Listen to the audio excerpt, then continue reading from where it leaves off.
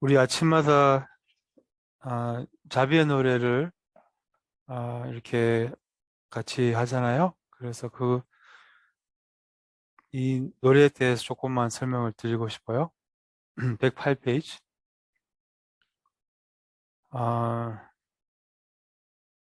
이 자비의 노래는 그 제가 작성을 했어요.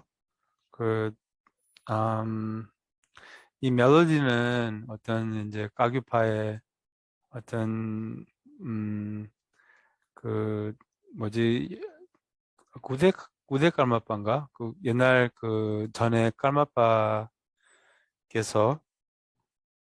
아, 부모의 은혜에 대한 그런 아름다운 그런 글을 쓰셨어요.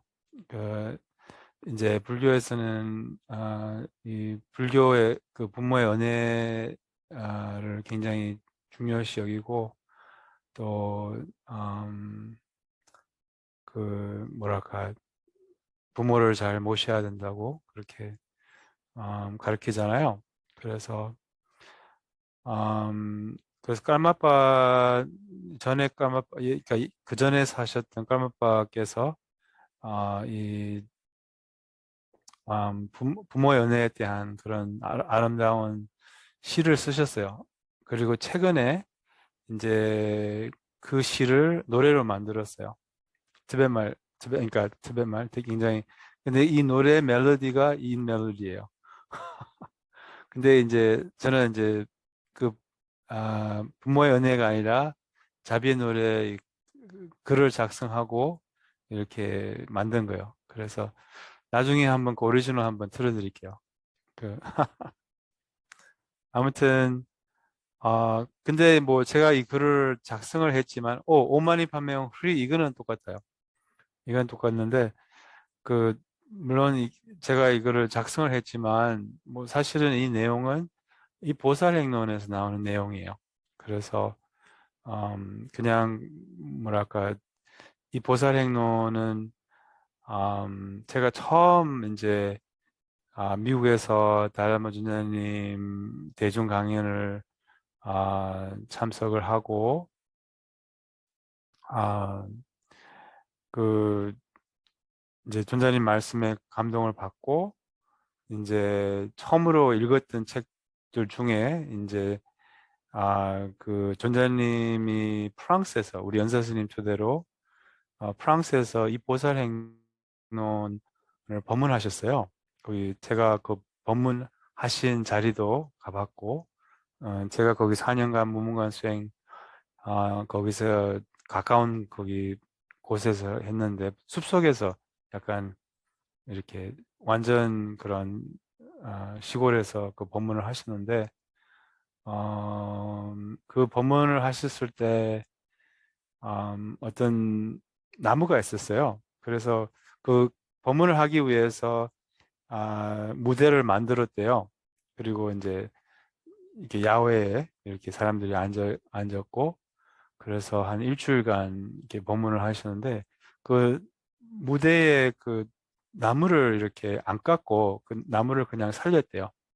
그냥 무대에 이렇게 어 그, 그런 식으로 이제 그래서 이 보살행론 거기 1년 저기 일주일간 강연을 하시고 아 뭐랄까 그리고 가고 나서 이제 그 나무에 겨울에 꽃이 폈다고 뭐 이런 말이 있었어요. 아무튼 옛날에 그 빠트롤 버처님이라고 아, 그 뭐랄까 티베트 불교의 약간 성철 큰 스님 같은 항상 이렇게 어, 옷을 이렇게 거지같이 사람들이 스님인 줄 모르고 특히 큰 스님인 줄 모르고 그냥 막 막대하고 그랬대요. 왜냐하면 모습은 거지 같았대요.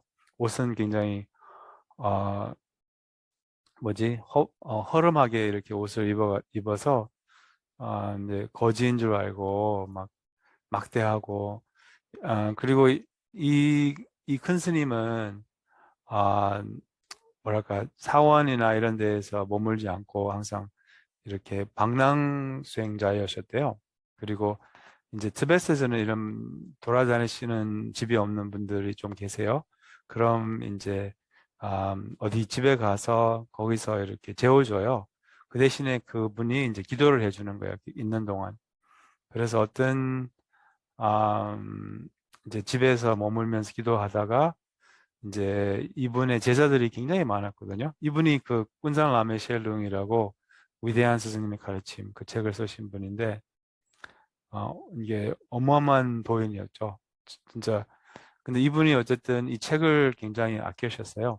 소유가 별로 없었는데 그 소유 몇 가지 이렇게 두고 가셨대요. 이제 돌아가셨을 때 그게 이제 차 끓이는 티팟 주전자 하나하고 그리고 이 마니차 이렇게 돌리는 마니차하고 그리고 이 보살행론 이렇게 이 책을 굉장히 아끼시고 이 책을 굉장히 아끼시고 또 이 책을 이 보살행론을 굉장히 이렇게 뭐랄까 아, 중요시 여겨서 그 모든 사원의 스님들이 이것을 공부하게 하셨어요.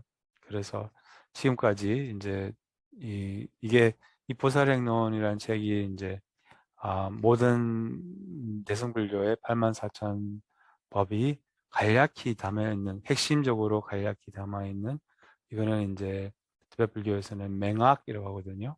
맹학이 뭐냐면 부처님 법이 굉장히 광대하잖아요. 그거 다 어떻게 배워요? 어, 해인사 가서 84,000 그 대장경이 있잖아요. 그걸 다 8,000판인가? 뭐 8,008 8,100판 이렇게 정도 된대요. 그게 해인사에 판 뭐라고 하지? 나무 경판이 있잖아요. 그게 한 8,000개 넘는데요. 그거 다 배워 보세요. 한번. 또 한문으로 돼 있어서.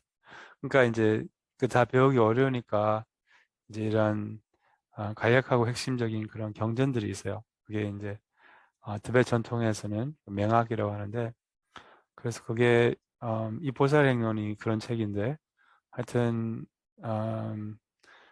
그래서 빠슈르르부제께서 옛날에 어떤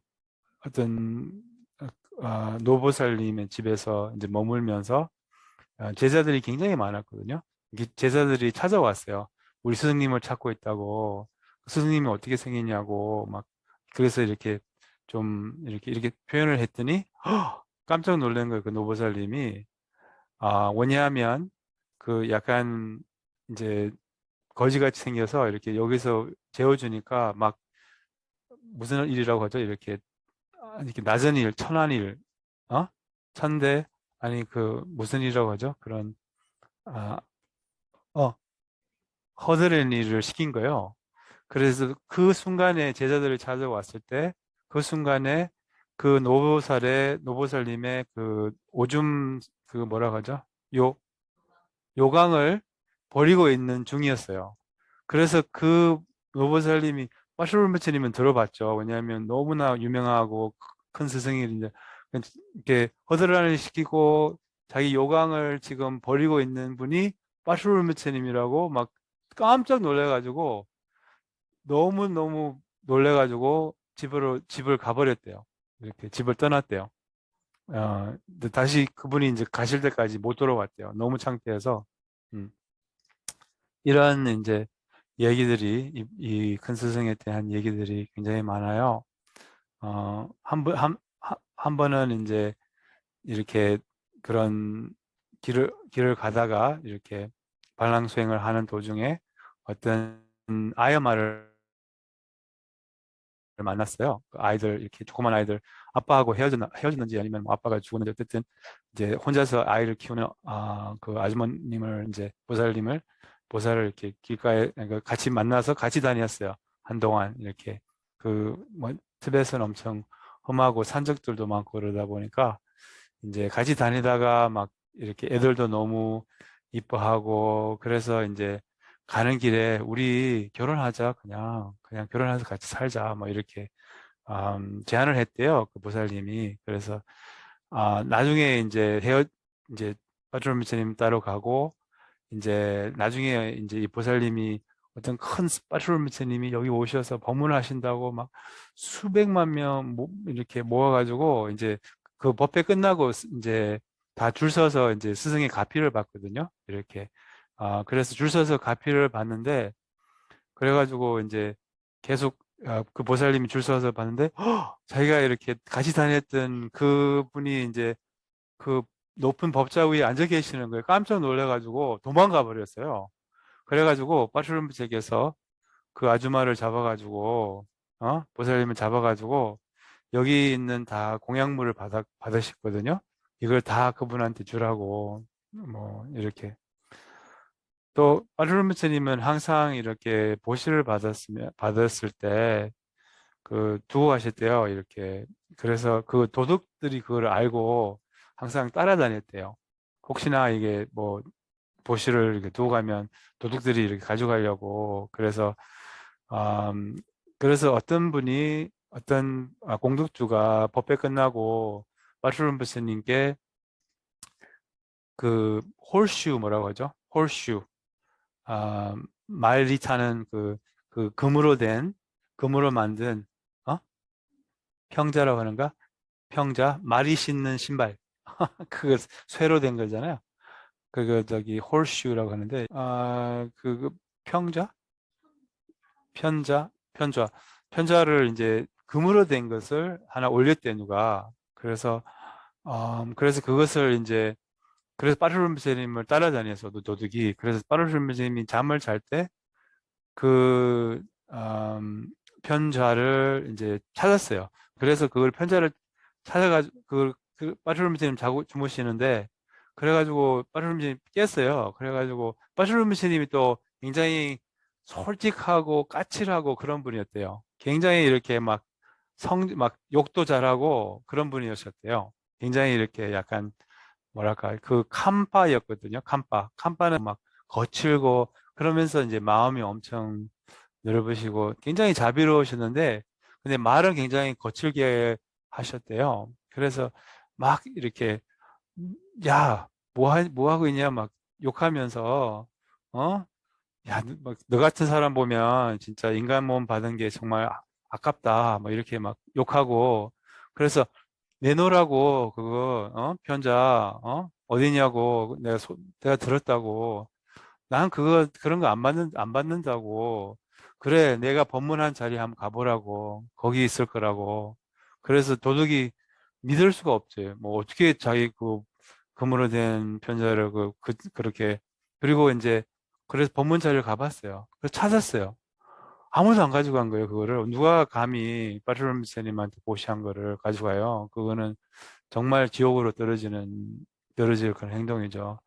보살의 그 물건을 훔쳐가는 것은. 그래서 아무도 건드리지 않고, 그래서 그거를 찾아가지고 너무 속상한 거예요. 그 도둑이. 너무 막 참회가 되고, 이렇게 막 눈물 흘리고 내가 너무 잘못했구나. 너무 정말 성인한테 이렇게 큰 죄를 지었구나. 막 그래가지고 그 사람이 참회를 해서, 추가해서 법을 배워서 수행을 해서 이제 나름 나름 이제 훌륭한 스님이 되었대요. 그래서 음, 그래서 아무튼 아마 그 편자는 아직까지 있을 거예요. 어디 가면. 어, 아무튼, 음, 그래서 이게 또 자비의 노래 이거 설명해 주려고 하다가 이제 시간이 다 됐네요. 아무튼 그 빠트루미츠님께서 아꼈던 그 이 보살 행론 내용을 제가 조금 핵심 내용을 이렇게 이 노래로 만든 거예요. 그래서 내일 자비의 노래에 대해서 조금 더 같이 얘기해보고 풀이해볼까 싶어요. 해양하겠습니다. 이공덕과 삼세의 공덕을 불보살들의 순수한 해양을 본받아서 주체객체 행위 없는 마음자리에서 모든 중생 성불에 해양합니다. 모든 중생 복에 보탭니다. 특히 최근 사건으로 고통받고 있는 모든 중생들의 그 행복과 해탈에 해양합니다. 옴니달마에 두 프라바바에 둔대심 데드가 도야바다 대심 차니로 대분바지마 샤마나 스와하